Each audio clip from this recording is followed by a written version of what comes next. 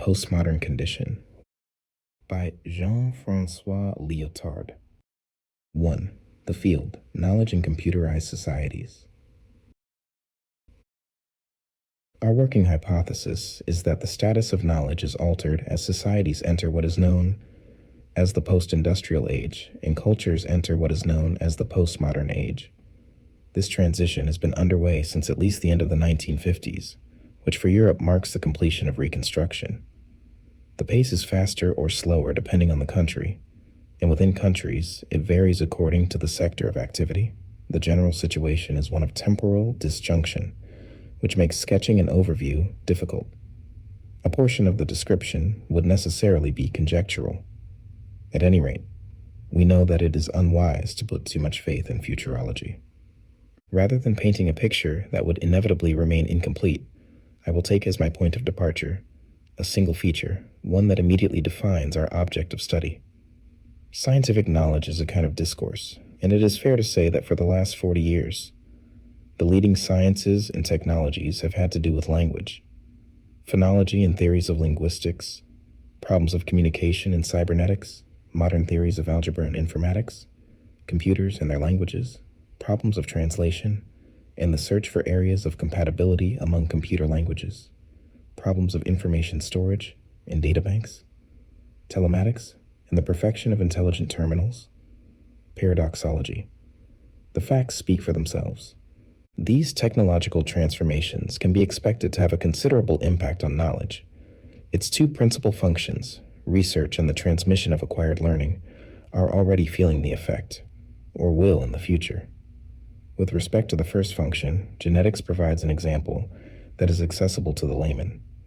It owes its theoretical paradigm to cybernetics. Many other examples could be cited. As for the second function, it is common knowledge that the miniaturization and commercialization of machines is already changing the way in which learning is acquired, classified, made available, and exploited. It is reasonable to suppose that the proliferation of information processing machines is having, and will continue to have, as much of an effect on the circulation of learning as did advancements in human circulation, transportation systems, and later, in the circulation of sounds and visual images, the media. The nature of knowledge cannot survive unchanged within this context of general transformation. It can fit into the new channels and become operational only if learning is translated into quantities of information. We can predict that anything in the constituted body of knowledge that is not translatable in this way will be abandoned, and that the direction of new research will be dictated by the possibility of its eventual results being translatable into computer language. The producers and users of knowledge must now, and will have to, possess the means of translating into these languages whatever they want to invent or learn. Research on translating machines is already well advanced. Along with the hegemony of computers comes a certain logic, and therefore a certain set of prescriptions determining which statements are accepted as knowledge statements. We may thus expect a thorough exteriorization of knowledge with respect to the knower at whatever point he or she may occupy in the knowledge process. The old principle that the acquisition of knowledge is indissociable from the training of minds, or even of individuals, is becoming obsolete and will become ever more so. The relationship of the suppliers and users of knowledge to the knowledge they supply and use is now tending, and will increasingly tend, to assume the form already taken by the relationship of commodity producers and consumers to the commodities they produce and consume, that is, the form of value. Knowledge is and will be produced in order to be sold. It is and will be consumed in order to be valorized in a new production. In both cases, the goal is exchange. Knowledge ceases to be an end in itself. It loses its use value. It is widely accepted that knowledge has become the principal force of production. Over the last few decades, this has already had a noticeable effect on the composition of the workforce of the most highly developed countries and constitutes the major bottleneck for the developing countries. In the post-industrial and postmodern age, science will maintain and no doubt strengthen its preeminence in the arsenal of productive capacities of the nation-states. Indeed, this situation is one of the reasons leading to the conclusion that the gap between developed and developing countries will grow ever wider in the future. But this aspect of the problem should not be allowed to overshadow the other, which is complementary to it. Knowledge in the form of an informational commodity, indispensable to productive power, is already, and will continue to be, a major, perhaps the major, stake in the worldwide competition for power.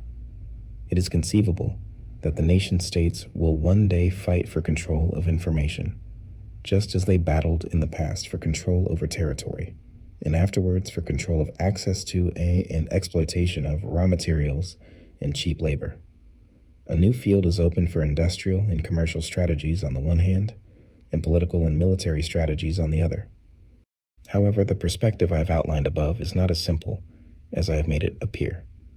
For the mercantilization of knowledge is bound to affect the privilege the nation-states have enjoyed, and still enjoy, with respect to the production and distribution of learning. The notion that learning falls within the purview of the state, as the brain or mind of society, will become more and more outdated with the increasing strength of the opposing principle, according to which society exists and progresses only if the messages circulating within it are rich in information and easy to decode. The etiology of communicational transparency, which goes hand in hand with the commercialization of knowledge, will begin to perceive the state as a factor of opacity and noise. It is from this point of view that the problem of the relationship between economic and state powers threatens to arise with a new urgency. Already in the last few decades, economic powers have reached the point of imperiling the stability of the state through new forms of the circulation of capital that go by the generic name of multinational corporations. These new forms of circulation imply that investment decisions have, at least in part, passed beyond the control of the nation-states. The question threatens to become even more thorny with the development of computer technology and telematics. Suppose, for example, that a firm such as IBM is authorized to occupy a belt in the Earth's orbital field and launch communications satellites, or satellites housing databanks. Who will have access to them? Who will determine which channels or data are forbidden? The state? Or will the state simply be one user among others? New legal issues will be raised, and with them the question, who will know? Transformation in the nature of knowledge, then, could well have repercussions on the existing public powers, forcing them to reconsider their relations with the large corporations, and more generally, with civil society. The reopening of the world market, a return to vigorous economic competition, the breakdown of the hegemony of American capitalism, the decline of the socialist alternative, a probable opening of the Chinese market. These and many other factors are already, at the end of the 1970s, preparing states for a serious reappraisal of the role they have been accustomed to playing since the 1930s, that of guiding or even directing investments. In this light, the new technologies can only increase the urgency of such a re-examination, since they make the information used in decision-making even more mobile and subject to piracy. It is not hard to visualize learning circulating along the same lines as money, instead of for its educational value or political importance. The pertinent distinction would no longer be between knowledge and ignorance, but rather, as is the case with money, between payment knowledge and investment knowledge. In other words, between units of knowledge exchanged in a daily maintenance framework versus funds of knowledge dedicated to optimizing the performance of a project. If this were the case, communicational transparency would be similar to liberalism. Liberalism does not preclude an organization of the flow of money in which some channels are used in decision-making, while others are only good for the payment of debts. One could similarly imagine flows of knowledge traveling along identical channels of identical nature, some of which would be reserved for the decision-makers, while the others would be used to repay each person's perpetual debt with respect to the social bond.